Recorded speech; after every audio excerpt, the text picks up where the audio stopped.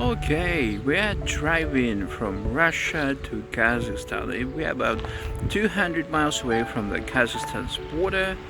So I don't know what to expect there at the border. I hope it's going to be like a fairly easy process. And yes, this is like endless Siberia.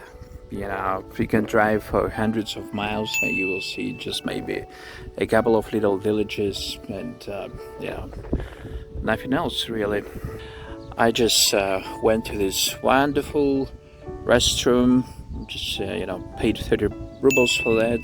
Not expensive, and yeah, it looks a bit strange maybe, but it was nice and clean. Didn't have any problems or issues. And here's this little cafe where you can eat if you're hungry, and I think it will cost about $7 for for some soup, mashed potatoes, piece of meat, bread, tea, and maybe a couple of cookies. Yeah. Anyways, I stopped in this little village. It's called Kochki, and apparently, in English, it means bump. Anyways, about 200 miles till the border with Kazakhstan, and so let's see how it's going to be to cross that border. Is it going to be easy, difficult? Am I going to have any issues? I hope I won't. The price of gas I'm paying here about 60 rubles per liter of gasoline, so it's about 75 cents US cents per liter. Yeah. I think here they might be building a hotel really. Okay guys, we are taking off from here. Stayed for about I don't know, 40 minutes. Just kind of relaxed, ate some food. I would say it's fairly safe to stop in these sort of public places, public parking lots. I probably would advise you not to stop just anywhere where there aren't any people around, because it's a fairly safe country, but just common sense and some precaution, just in case, because you never know what can happen, but in public places like this, it's just absolutely fine. You even can park your car here, just sleep overnight. I think absolutely fine, and nobody's going to ask you anything, I think. Anyways, here where we are driving, it's just very, very flat place, and just plains everywhere. That's it. No mountains, no hills. It's just flat. Almost like in Kansas or something like that. Of course, little. Of course, here and there you can see some trees, and I think this particular fields, they aren't cultivated, so nobody grows anything right here. Yes. What's interesting about this place, if you want to go to some little forest around the highway and just put your tent and sleep, for a couple of days, stay there for a couple of days, I think, nobody's going to come and ask you any questions. Just, as long as you don't do anything bad, don't start a big fire or something like that.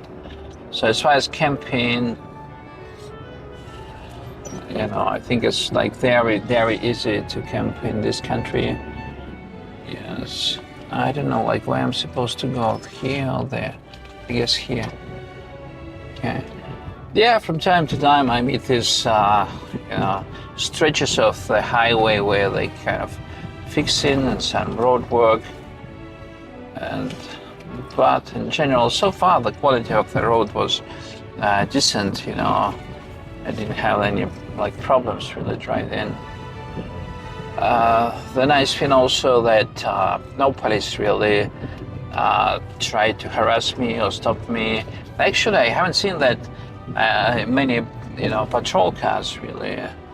But they've got lots of cameras. Cameras like every 4 or 5 miles, they have a camera, like video camera, which is kind of trying to catch how fast you are driving, if you are speeding, not speeding, and if you are speeding, you are going to get a ticket.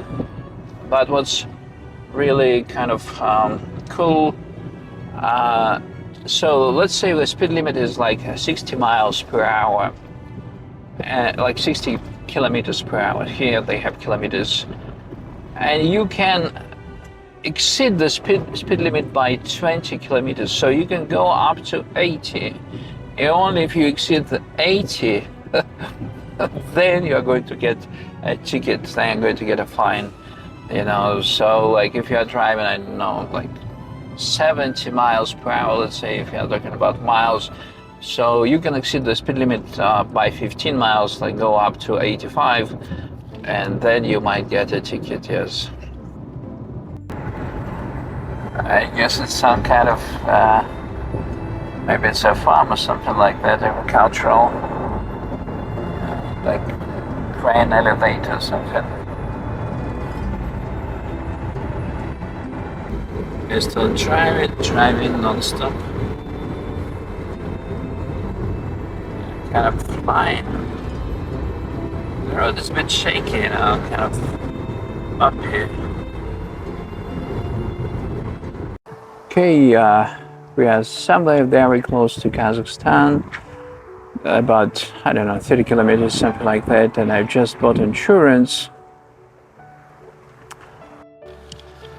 And of course, if you want to go to another country, you need to buy insurance for that country. And I bought for 2 weeks. In my case, the price is just 2,000 rubles. It's about $25, $25, yeah, something like that. And it's for 2 weeks. So $25 insurance, it's liability for 2 weeks. Bought it right here, yes. Here they got like a service station if you need to fix. And also I want to go to the ATM and to get some cash before crossing the border. And once I cross, I need to get a local SIM. Also, while driving, I was able to book an apartment, and it will cost about 1,300 rubles. So it's about $25 per night. Like a 2-bedroom apartment. Yeah, we are driving from the last village before the border. It's called Krasnoyarskaya. Okay, and yeah, it's like a fairly remote village. And yeah, you can see how people live here and what kind of houses they've got. And just, here, if you want to build a house, let's say, you don't need to have, as far as I understand, any special permission. You don't need your design to be approved. You just can build pretty much whatever you want to build. And from one side, it's really great because you have this flexibility to build just whatever you want to build. But at the same time, some of these buildings are kind of questionable design, I would say. Actually, I made a mistake. The name of his village, it's Karasuk, not Krasnoyarskaya, Karasuk. And we are going through the center of this wonderful village. You can see up there's some kind of playground for children. I guess that's a school playground or something like that. Yeah. And actually, I'm trying to find an ATM so I could take out a little bit of cash, because up there I need cash money so I could pay for gasoline and actually exchange to a local currency. In Kazakhstan they have tenge, So like you can't pay there with rubles, you can't pay there with dollars or euros, obviously, because it's like a different country and they have their own national currency. Right there is a shop where you can buy some groceries. Some local guys are walking here, just crossing the pedestrian crossing. Yeah, that's how people live. I mean, you know.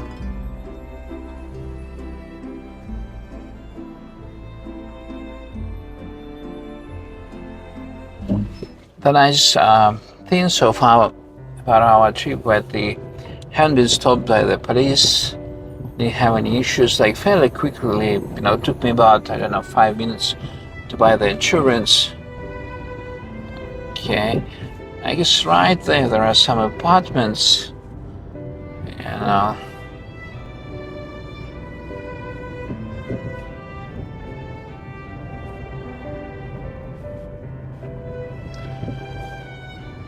Yeah, I wouldn't say like was pleasantly surprised about the insurance. It took me, you know, 5 minutes.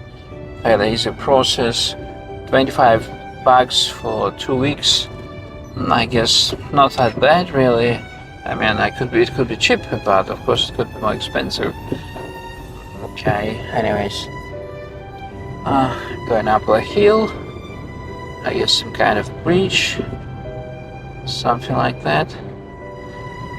And I guess we are pretty much out of this little village until Pavlodar. It's the city of our destination in Kazakhstan. We have 200 kilometers to go, about 150 miles, and about like I guess 4 hours we are going to be there. Yeah, surprisingly now, but they have high-speed internet, 4G, so I was able to update like my app, which I had to update, you know. Anyways, now I'm going to this shop, and to this one I'm going to get some cash from the ATM, because it's always like really great to have some cash when you go to a new country. Okay, got some money. Pharmacy, I guess kids shop, you know, different kinds of shops. Yeah. Well, anyway, so I'm going towards the border in about I don't know, 15 minutes going to be there. So let's do that. Yeah. Okay, guys, we're very close to the borders, and yeah, I guess you know, it's better not to record any videos out there, so because I think it's not allowed.